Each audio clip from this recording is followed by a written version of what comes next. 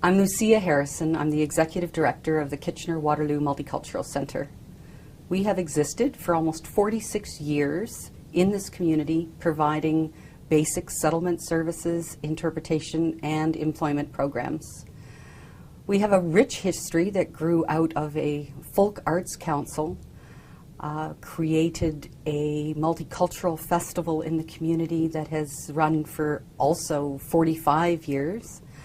But we transitioned very, very quickly into a full social service agency where now the folk arts part of our mandate is maybe only 1 or 2% of our activities. Interpretation for us is our social enterprise. It has become a highly successful component of the work that we do in the community. Like many agencies, the growth was slow, and I have to admit, not always deliberate. We, years ago, applied for a grant to provide interpretation services to victims of domestic violence.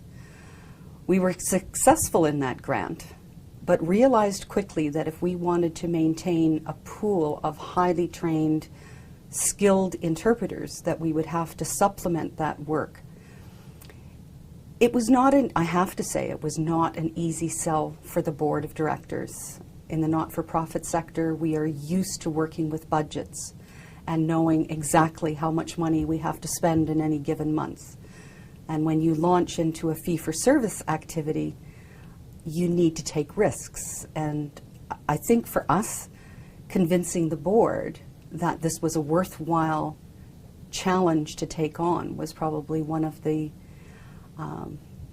harder sells at the beginning of the process. The other thing that we have learned in this process is that you need to be very deliberate. I think many of us find ourselves in fee-for-service activities or social enterprise activities, but we didn't deliberately mean to go there. I think if we want to do this seriously, we need to look at it like starting a business, coming up with business plans, making projections, making optimistic projections, pessimistic projections, and giving real thought to what those implications will be, the staffing that you would need to carry it out, doing the marketing research to ensure that there truly is a need for whatever product or service that you're wanting to bring to the community. For us, it has paid off well. One of the selling points for our social enterprise, which is the provision of certified trained interpreters, is trying to ensure that we always offered a very high quality product to the people that we were serving. And I think for us that is why we have grown a business from, I believe, $20,000 a year 15 years ago to almost $500,000 this year. For myself, as an executive director of an organization where we need to wear many hats and have many skills, I have found that not only did I have to develop skills myself, but I really wanted to utilize the other skills that were available in the community. And for me, that meant bringing in students from a marketing program to help come up with a marketing plan.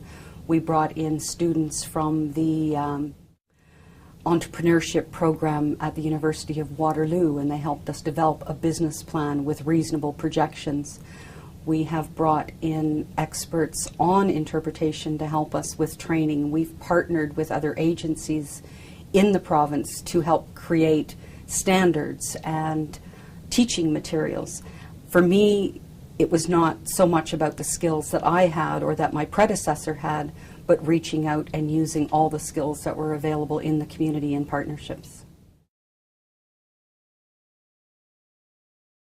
One of the biggest challenges were a board of directors that were very hesitant, and I think people really have to accept that that's a real obstacle, and a board has every right to be hesitant and concerned about social enterprise. It is a risk, and board members, for the most part, don't like to take risks.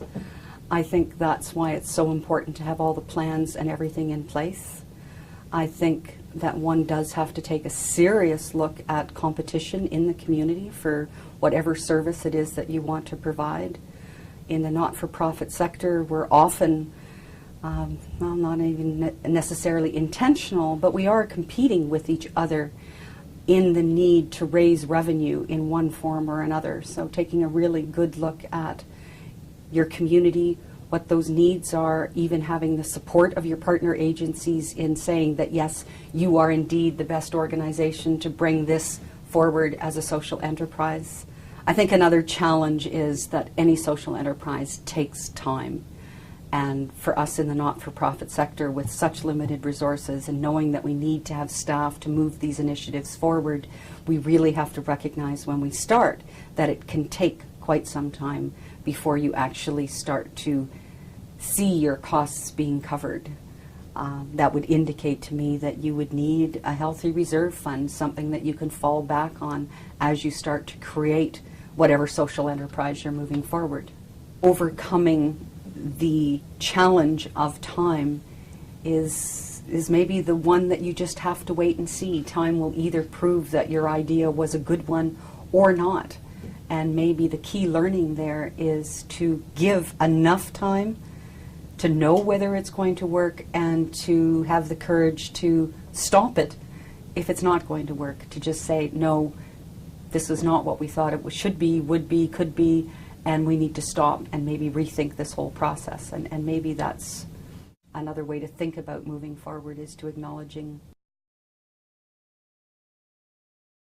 Having a board that was resistant to a social enterprise was a really good experience for us, because it did force us to look at business plans and marketing and moving this forward, and that it forced us to do the research. So by the time we could make a case to the board of directors to say, this is a great idea, we had all the tools, we had all the paper, we had it in order, that the challenge actually, I think, improved our ability to move forward.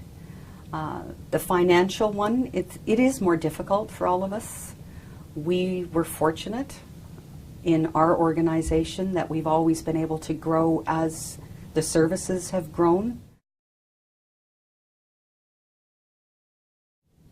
I think I would really encourage people, if you've done the research and you've got a good idea and you've got a good product, I encourage people to move ahead. If you've done that research, you have the package, you will be able to enthuse other people, and you will be able to move forward if you feel confident that you've done all the legwork leading up to launching any kind of social enterprise.